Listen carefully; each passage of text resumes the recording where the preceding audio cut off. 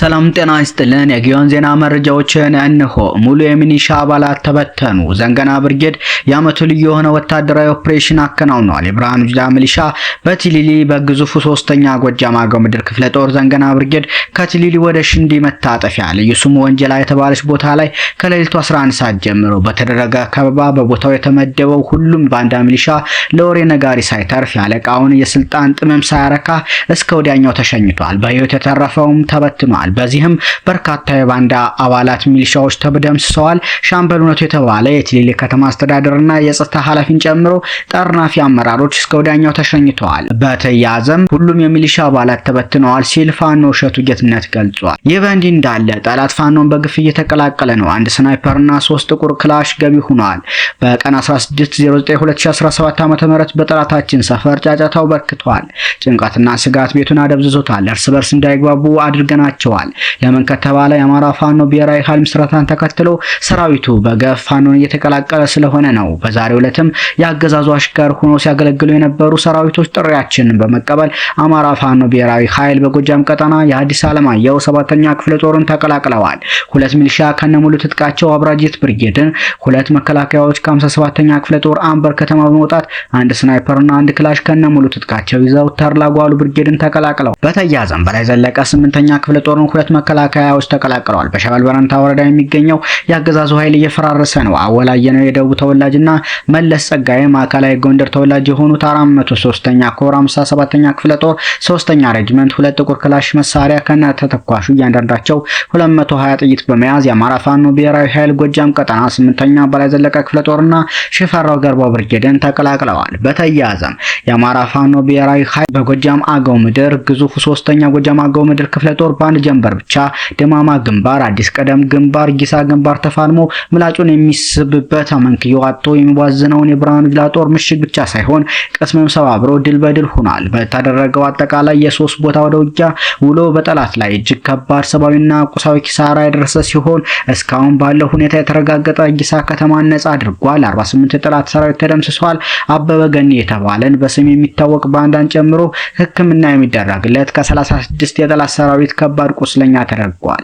ይህ በእንዲህ እንዳለ ተፈራ ዳምጤ 2ኛ ክፍለ ጦር በተከታታይ ጀብድ የማይሰለቸው ነበልባሉ ደጋዳሞት ብርጌድ ከፈረስ ቤት ሰቀላ ከተማ ለመቆጣጠር ያለ የሌለ ኃይሉን ተጠቅመው ከሌሊቱ 12 ሰዓት ተኩል እስከ 6 ሰዓት ጀምሮ በ3 ቦታዎች ማለትም ጉድባ ሰቀላ፣ ወንበር ገብርኤልና ደፈር ቆቦ ውጊያ የከፈተ ቢሆንም ክንደ ብርቶቹ የሻለቃ ታዷን ተነፍሬዎች አስደማሙ የውጊያ ስልታቸውን በመጠቀም ትልቅ ጀብድ ተቀዳጅተዋል። በዚያው ወደ ውጊያ ከ17 በላይ የጠላት ኃይል ሲደመሰስ በፈረሴት ሆስፒታል 7 ከባድ ቁስለኛ የሚገኝ ሲሆን ቁስለኛ ለማንሳት ጊዜ ሲያጡ ጫካ ውስጥ አንድ ከባድ ቁስለኛ ጥለውት ፈርጥጠው በአምቡላንስና በፓትሮል ጭነው እየጮሁ ሲያመላልሱ እንደነበር በቦታው የዓይን እማኞች ገልጸዋል። ይህ በእንዲህ እንዳለ ባህር ዳር ብርጌድ ጠላትን አንገት አስደፋው። ባህር ዳር ብርጌድ አንዱ አካል የሆነችው ነበልባል ጌታቸው ማንደፍሮ ሻለቃና ደጉ በላይ ሻለቃ ግንቦት 15 4 ሰዓት ተኩል ላይ በአንዳንሳና በጭስ አባይም በሁለት አቅጣጫ የማህበረሰቡን ትጥቅ ለማስወረድ የመጣ ጠላት እንቅስቃሴውን በመከታተል ሁለቱ ሻለቆች ጥምረት በመፍጠር አከርካሪውን በመስበር አንገቱን አስደፍተው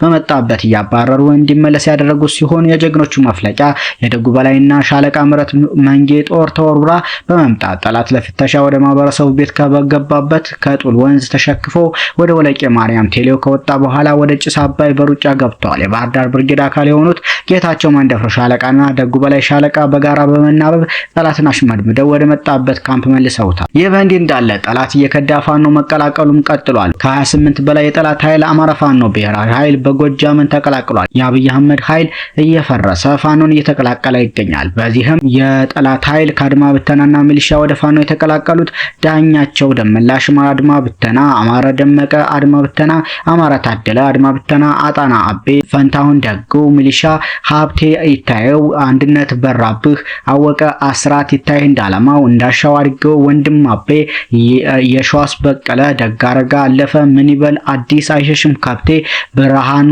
ቢምረው፣ ነፃው ሻምበል አዘነ ታደሰ፣ ጫን አለምነው ፈንቴ፣ ሁልጊዜም እንደ ዓላማው ሞላ ሳለልህ የሚባሉ አድማ ብተናና ሚሊሻዎች ኮሎኔል ታደሰ ሙሉነህ ብርጌድን ተቀላቅለዋል። በተመሳሳይ አንደኛ ክፍለ ጦር ባህር ዳር ብርጌድን ከአድማ ብተና ወደ ፋኖ የተቀላቀሉ አባላት አስናቀው ጀንበር፣ አዛዥ ጎዴ፣ ተዋቸው ማሩ በድምሩ 3 ክላሽና 8 ካዘና 3 የደረት ትጥቅ በመያዝ ከወገናችን ጋር አንዋጋም በማለት ወደ ፋኖ ተቀላቅለዋል። በተመሳሳይ በጃዊ መተከል 4ኛ ክፍለ ጦርን 2 መከላከያዎች ፋኖን ተቀላቅለዋል። ጃዊ መተከል 4ኛ ክፍለ ጦር በጃዊ ከሚገኘው ምዕራብ ዕዝ 95ኛ ክፍለ ጦር 4ኛ ሬጅመንት 3ኛ ሻምበል ወጥተው ፋኖን የተቀላቀሉ ወታደሮች 10 አለቃ ተመስገን ይሳቅ፣ ነጋልኝ እርቄ የተባሉ በይፋ ፋኖን ተቀላቅለዋል። በተያያዘም ህዝባዊ መድረኮች በተለያዩ ቀጠናዎች እንደቀጠሉ ናቸው። እንደ ህዝብ የገጠመንን የህልውና ስጋት ለመቀልበስ ህዝባችን እንደ ዋሻ፣ እንደ መረጃ፣ እንደ አዋጊ፣ እንደ ስንቅና ትጥቅ በመሆን እያገዘ መሆኑን በተለያዩ መድረኮች እየገለጸ ይገኛል። በምስራቅ ጎጃም ዞን በስናን ወረዳ ህዝብ በዚህ ሳምንት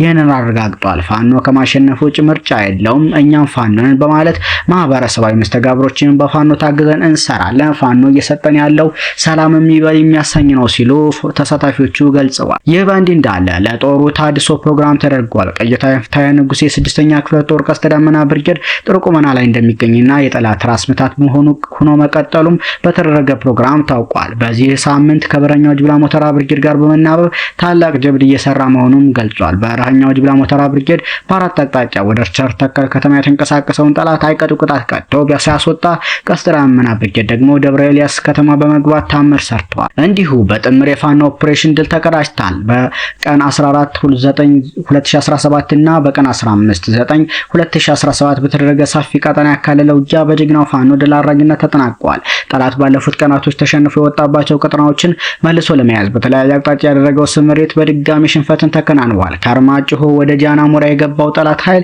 በራስ አሞራ ውብነህ 3ኛ ኮር ሰሜን አምባራስ ክፍለ ጦር፣ ዘራይ ክፍለ ጦርና ራስ ደጀን ክፍለ ጦር በተወጣጡ ጥምር የብርጌዱ አባሎች ተደቁሷል። ከጠገዴ ወደ አጅሬ የተጓዘው የበልጽግና ተላላኪ ኃይል በጎቤ ክፍለ ጦር አይቀጡ ቅጣት ተቀብሏል። ከዳባት ወደ አጅሬ የወረደው ስርዓቱ ወንበር ጠባቂ ሰራዊት በራስ አሞራ ውብነህ 3ኛ ኮር ከ6ኛ ክፍለ ጦር ማለትም ከሰሜን ብርቅዬ ክፍለ ጦር፣ ከአያሌው ብሩ፣ ከራስ ደጀን ክፍለ ጦር፣ ከህድብ ጠለምት ክፍለ ጦር፣ ከጭና ክፍለ ጦር፣ ከሰሜን አምባራስ ክፍለ ጦር በተወጣጡ ተወርባሪ በጣሽ ተኳሽ ጠላት ተቀጥቅጧል። በተጨማሪም የሰሜን ብርቅዬ ክፍለ ጦር እና ዘራይ ክፍለ ጦር የሸጋው በቱ ብርጌድ በተሰራ ጥምር የከተማ ኦፕሬሽን በአገዛዝ ሱር የነበረችውን ዳባት ከተማ በመግባት የብልጽግናን ተላላኪና ባንዳን ማጽራት ተችሏል። ሌላው ግዙፍና መመኪያ የሆነው ጎንደር የበጋሻው ክፍለ ጦር በአርበኛ ወርቁ ዘገየ መሪነት አምባ ጊዮርጊስ ከተማን በቁጥጥር ስር አስገብቶ ዘርፈ ብዙ ኦፕሬሽንም አካሂዷል ሲል የአማራ ፋኖ ብሔራዊ ኃይል ራስ አሞራ ውብነህ 3ኛ ኮር አስታውቋል። ይህ በእንዲህ እንዳለ የውጭ ዜጎች በንግድ ዘርፍ የኢትዮጵያ ኢንቨስትመንት ኮሚሽን ቦርድ የውጭ ዜጎች በጅምላና ችርቻሮ ንግድ እንዲሳተፉ የሚፈቅደውን መመሪያ ማጽደቁም ታውቋል። እርምጃው የውጭ ቀጥታ ኢንቨስትመንትን ለማሳደግና የሀገሪቱን የንግድ ምህዳር የማዘመን ዓላማ እንዳለውም ተገልጿል። መመሪያው በሀገሪቱ ኢንቨስትመንት ፖሊሲ ማዕቀፍ ትልቅ ለውጥ እንደሚያመላክት የኢትዮጵያ ኢንቨስትመንት ቦርድ አስታውቋል። ማሻሻያው ጥራት ያላቸውን ዓለም አቀፋዊ ባለሀብቶችን ለመሳብ የታቀደ ሲሆን ፍትሐዊና ግልጽ የውድድር ምህዳርን ያረጋግጣል ሲልም ቦርዱ አስታውቋል። ከሰሞኑ የውጭ ሀገር ዜጎች የመሬት ባለቤትነትን የሚሰጥ ህግጋት መጽደቁም ይታወሳል። ሰሞነኛ መረጃዎች እነኛን ይመስሉ ነበር።